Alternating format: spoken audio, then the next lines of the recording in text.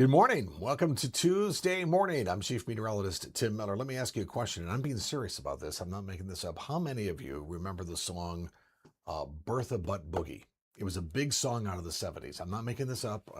It was a horrible song, but it actually made the top 10 back in the 70s. Of course, I was just a mere child then. I barely remember that. I say all that to say because we're talking about Tropical Storm Bertha this morning. Let me give you a tropical update. Then we're going to talk about what's happening with our forecast around the state, which has some mighty big changes headed our way, which have very little to do with Bertha. So here it is. It's a tropical storm, and what I'm showing you here, it goes. You may see this on your screen. SSS, which means storm, and then it drops down to D, which is depression, by about Friday morning, about 1 o'clock. This thing is meandering off towards the west very slowly. As of 8 o'clock this morning, maximum sustained winds are at 50 miles per hour, so it is minimal tropical storm at best, right? It's moving northwest at 5 miles per hour. Yesterday it was 3, so it's 5. Yesterday I said I could probably outrace it. Probably at 5, my AFib would kick in, so probably not going to be racing that anytime soon. But nonetheless, for a storm, it's just sitting out there. It loves the warm Gulf water. There's really nothing to move this thing.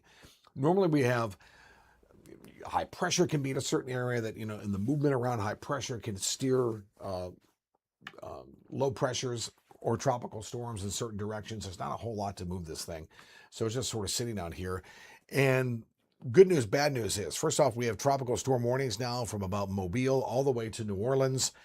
This could be some pretty decent rain here with this as it moves off towards the west. Let me show you what I'm talking about here. I'm going to make this one a little bigger. Although this is a 5-day rain total, it has a lot of the rain over the Gulf, but this will actually move on shore here. So I think anywhere from Mobile, New Orleans to Houston, if you have relatives or friends or family down that way, maybe up to 7, 8 to 10 inches of rain could fall between now and Saturday by the time everything's said and done. That's something we'll be watching closely, but no effect on us. So here it is. Let's go run it by you here, and I'll show you where Bertha's going. It is right in here. And some people also may say, Tim, did we just have Bertha a few years ago? Well, yeah, we do. What happens is the National Hurricane Center reuses the names. I don't know why they do that. I mean, there's so many names to choose from. There's never been a storm Tim. So my feelings are sort of hurt with that. But when it's a huge storm, such as Hugo, Camille, Andrew, Katrina, and it's called major, it's ended up causing major problems for us and disastrous. They get rid of those names, so those names will never return, and thank goodness for that, right? But they sort of reuse these names. So if you remember Bertha, and typically also, might I add here as I ramble on here, early in the season, you're not that it can't happen, obviously, because we've seen hurricanes with A's and B's, but typically your A, B, C's are typical tropical storms, or they're typically early in the season. They don't have enough oomph, and the atmosphere isn't conducive for them to become hurricanes normally. And then you get into D, and after that, they become hurricanes. So really, and Bertha's not going to be a hurricane. Bertha's barely going to hang on to tropical storm status. Let's go through time here. So as we go through the day today, you'll see Bertha just sort of meandering here. This is a particular weather model. This is the Euro model. And I show this because it's the model that I agree with the most. One of the things as meteorologists, weather models are tools. I look at all types of models, then I make my forecast based on how it'll affect South Carolina, right? Because there's microclimates within our state. There are certain things that a lot of these models don't take into consideration. The fact that we have sea level at Charleston and you go up to Sassafras Mountain, which is over 3,000 feet, there's a lot of different variables that happen within the forecast. And a lot of these models don't take that into effect. So I try to find something that I think I can show you that's basically, I will say, okay, I'll go with that and I'll just tweak it. So as we go through time here, we're now into Wednesday. You'll notice this is a front that's making its way towards us, a cold front. Don't get excited because the cold front isn't going to bring any colder air. What it will do is increase our rain chances and cloud cover, and that's going to lower the temperature. It's not going to offer any drier air really at all because we're going to start getting Gulf moisture meeting that front. And when the two meet and collide, That's when our opportunities for some decent rain will take place. So as we go through time here, this actually has Bertha making landfall near New Orleans and sort of hugs the coast of Louisiana, then continues to move off towards the west. We're now into Thursday, and you can see here 1,009 millibars, not very strong at all. I mean, at this point, I think it's a depression. It's lost its tropical storm characteristics. Here's the front. So the front's getting closer to us. As we go through time, notice the low just sort of fades away near Houston.